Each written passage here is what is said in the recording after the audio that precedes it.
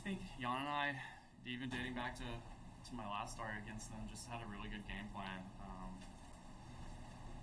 Dodgers are obviously a fantastic team. They're really good at deep lineup. They're really disciplined. They don't chase. So it's like, just like I said last week, we had to be aggressive in the strike zone. You had to attack and not really try to get them to chase or nibble on the play. Like I wanted to go right at them, and just I think it carried over from last week. Jan and I just did a really good job of kind of keeping them in between the fastball and curveball and not falling into patterns. I can't say enough good things about Jan behind the plate. It's like he's never wrong when he's putting a pitch down. Like I really don't think I shook him much at all, if any. And yeah, we're on the same page, trying to, like I said, just keep him off balance and execute pitches. It's got to be an odd feeling being disappointed with a one hitter when you go out there, but it's so close. Yeah, I mean, yeah, that's a tough way to end it. You feel like you're really close and executed a good pitch, a good curveball, and you barely hit it, capped it, and it wasn't going to go foul. One of us had to make the play, and I know Jan wanted it just as bad as I did, and I think we both just ran and just in the perfect placement and just kind of got there at the same time. So yeah, that part's disappointing, but I don't think it takes away from the game, and just trying to continue to build if we're on a good path. At what point did you allow yourself to kind of think? Did it come up? Or like, when did you start thinking? I mean, I'm not very superstitious. Like, once I went 9 up, 9 down, I was like, oh, man, I'm going to hit you at fourth inning. But I'm not thinking about the long term. I'm just thinking like, oh, I wonder how long I can go without giving up one. And then, the fifth goes, sixth goes. And then third time through, when it's like you got to go through the order one more time, I guess that at that point it gets a little more like maybe this could happen. But those games don't happen much, so I'm usually, my mindset's just get each hitter and try not to let them score. Did those guys start freezing you out? I mean, it's hard to tell whether they sitting by yourself down there and everything. No. I mean, we were having such long innings. We were scoring so many runs, which also, took a ton of pressure off me. It was like that just reasserted our game plan of just attack, like throw strikes and attack.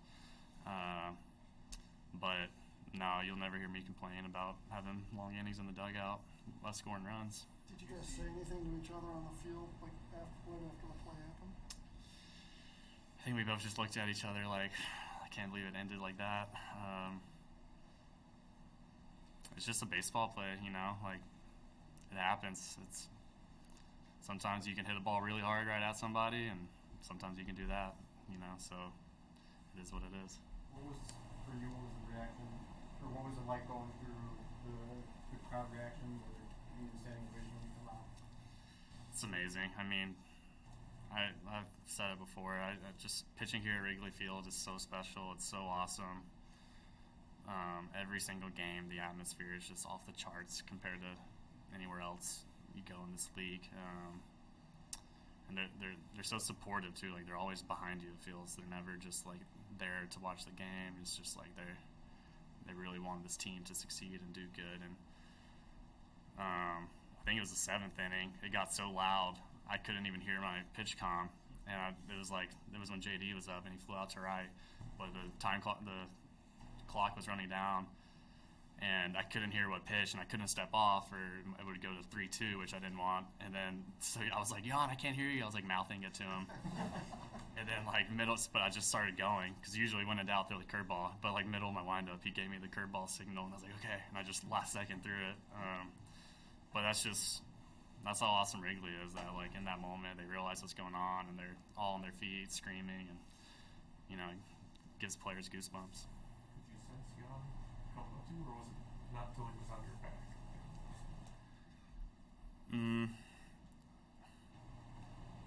I thought we both just were sprinting to it, and then I thought it was going to be an easier play for me to make because Jan would have had to pick it up, spin, and throw, and for me it would have just been grab it and then and just fire it to first. So I just Jan was saying I got it, and I just went for it. You know, I didn't say anything. I guess it's my fault. I should have been like, no, I got it. So, like I said, I think we both just really, really wanted to make the play, and it's just in the perfect space where we collided. As the innings are going by, you said you noticed it. You know, they hadn't give up a hit by the first time through the order. But are you getting nervous? Are you starting to feel that energy? What are the kind of emotions going through you as it gets to the sixth, seventh inning? No, I mean, just like, oh, this could be a pretty cool game if if you keep giving up, if you keep going 1, 2, 3s.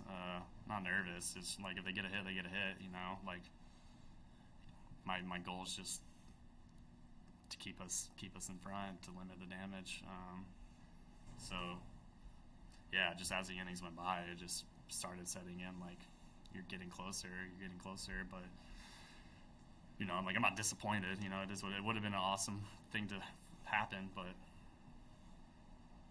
I'm excited with how the game went. You've been really consistent about your confidence in the vision and the direction of the team, but I don't know, another day like this, can you describe the momentum or confidence you're feeling, especially when you get Wrigley behind you, and kind of knowing what's in front of you?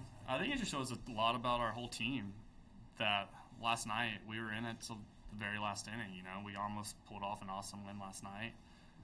Jameson went down right before the game and called up Assad, and we pitched great and had some timely hits. It was a great ball game, and had the big blow in the ninth, which that could be devastating. That could be a momentum swing for the other team, and then we come back out the very next day and score 5 or whatever on Urias and end up winning 13, and that's just a sign of a team that turns the page and back to business. And so I thought it was pretty cool as a whole how we just forgot about it and went right back out there. Stuff-wise, can you relate to any other games that felt like you had that stuff you had today? And what's the furthest you remember going before this?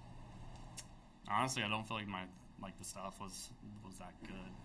Just the execution and the pitch mix. I think that's always going to play above everything else. I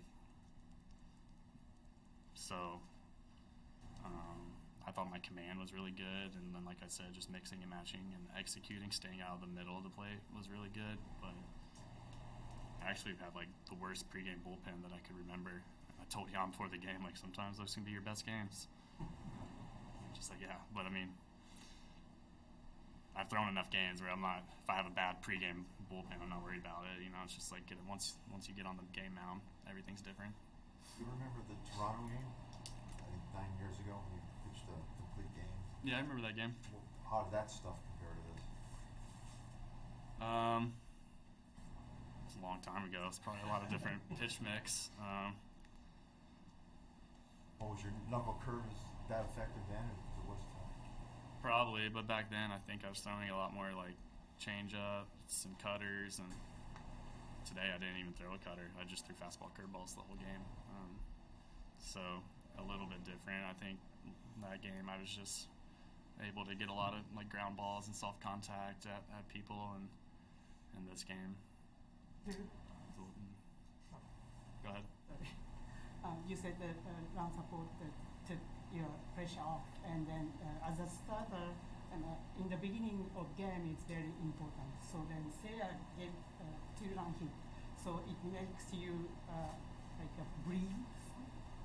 Yeah, totally. When we have quick early runs, it's a huge relief as a starting pitcher. When it's a 0-0 game, you're going back and forth. You feel like you got to be maybe a little more perfect, or a little more fine with your pitches. You don't want to be the one that gives up the big hit, but when you have a lead, like I said earlier, you can just kind of attack and say, here it is, and put them on the defense mode. So, yeah, it was nice. The camaraderie of this team, when you come off the field and they're all there and you're talking about the dugout, just describe what it's like after a performance like that to have them there to talk to what you guys were talking about. And it's awesome. It makes you feel really good that the whole team's excited for you. I had multiple pitchers tell me how nervous they were, and they're just riding it with you every single pitch to pitch.